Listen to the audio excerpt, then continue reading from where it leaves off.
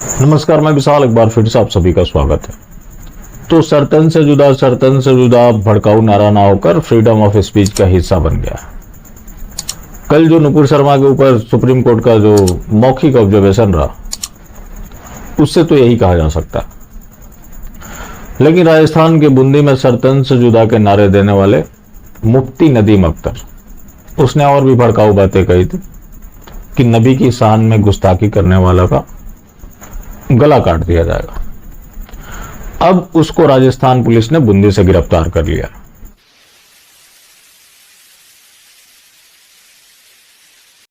मुफ्ती नदीम अख्तर और मोहम्मद आलम को गिरफ्तार किया गया। भारी पुलिस बल तैनात करना पड़ा, क्योंकि आज गिरफ्तारी भी इनकी आसान नहीं है। चलिए, गिरफ्तारी हो भी गई तो क्या हुआ, बाद में छूट जाएंगे, लेकिन चलिए कम से कम गिरफ्तारी तो हुई।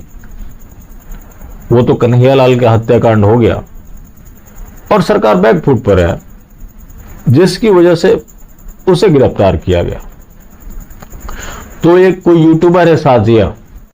हिंदू होना भी कोई आसान बात नहीं है भाई साहब। 330 है। साजिया ने देवी देवताओं का मजाक उड़ाया कि हिंदू बनना आसान नहीं है, 330 मिलियन देवी देवताओं का पूजा करना पड़ता है, नहा रही औरतों के कपड़े चुराने वाले कृष्ण की पूजा करनी पड़ती है, बलात्कारी की भी पूजा करनी पड़ती है। तो बोलो अल्लाह अकबर। उसका वीडियो वायरल हो रहा है, टेलीग्राम में मैं शेयर कर दूंगा, पता नहीं यहां शेयर करूं, उसने शेयर किया तो कोई दिक्कत नहीं, क्या पता मैं शेयर कर दूं तो कोई दिक्कत हो जाए, क्योंकि उनका अपराध रह ही नहीं गया। अब ये भी फ्रीडम ऑफ स्पीच के दायरे में आता है। अब इनका नाम नुपुर शर्मा होता तब तो इन बातों को अपराध की श्रेणी में रखा जाता। अब कल जो सुप्रीम कोर्ट के जजों का मौखिक आदेश जो रहा, उसको लेकर चुनौती भी दी गई है। Chief justice of India N B Ramana को अजय गौतम ने पत्र लिखा है कि जो इन्होंने मौखिक आदेश दिए हैं उसे वापस लेना चाहिए। मिनहाज मर्चेंट करके कोई है, उन्होंने इनके ऊपर अनुशासनात्मक कार्रवाई करने की मांग की है।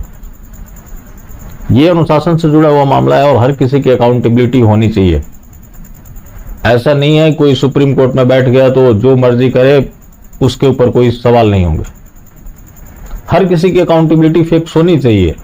ऐसा नहीं हो सकता कि वो जो मर्जी चाहे वो बोल दे, क्योंकि कोई भगवान नहीं बैठा। लेकिन सवाल तो ये भी हो जाता है ना कि ये करेगा कौन, क्योंकि जो पूरा सिस्टम है वो पंचमक्कारों का है, सरकार पंचमक्कारों की है।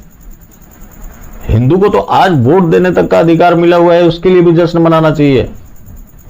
अब ये कितने दिन तक रहेगा ये किसी को नहीं पता। जिस तरह से मौखिक आदेश भी आ रहे हैं, जैसा आपको पता था कि अगर लिखित आदेश देते तो उनकी और फजीहत होती, उनको पता था कि वो गलत कर रहे हैं। अब क्यों किया, इसकी जांच होनी चाहिए।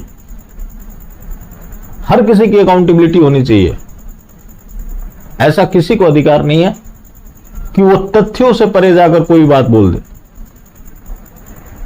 लेकिन सवाल यहां फिर से सरकार से हो जाता है कि जब SC ST के ऊपर कोई फैसला आ जाए तो सरकार सुप्रीम कोर्ट के फैसले को पलट देगी। क्या ऐसे जजों ने जो मौखिक आदेश दिए, क्या इसके ऊपर भी कोई जांच होगी? ये किसकी जिम्मेवारी है देश को सुनिश्चित करना कि आप लोग आज सुरक्षित हैं, आपके अधिकार सुरक्षित है? चुनाव से पहले नाम के साथ चौकीदार लिख लेने से देश सुरक्षित नहीं हो जाएगा। सुरक्षित रखने के लिए कुछ काम भी करना पड़ेगा। जो अभी तक देखा जाए तो केंद्र सरकार की कोई दिलचस्पी नहीं है। उसकी दिलचस्पी एक चीज में है, कहां सरकार बन रही है। और आज उनके समर्थक इस चीज को लेकर ही खुश हो सकते हैं कि बीजेपी ने कहां कहां सरकार बना लिया। जब बात डिलीवरी की आती है तो उसके ऊपर बात मत करो। उसके ऊपर बात किया तो देशद्रोही घोषित हो जाओगे। तो देशद्रोही घोषित होना पसंद है, लेकिन ऐसा छद्म राष्ट्रवादी नहीं बनना। बाकी जिंदा रहें तो फिर मिलेंगे, और मिलते रहेंगे तो जिंदा रहेंगे। मिलना जुलना जारी रखें, लेकिन मास्टर स्ट्रोकवादी बिल्कुल भी ना हो।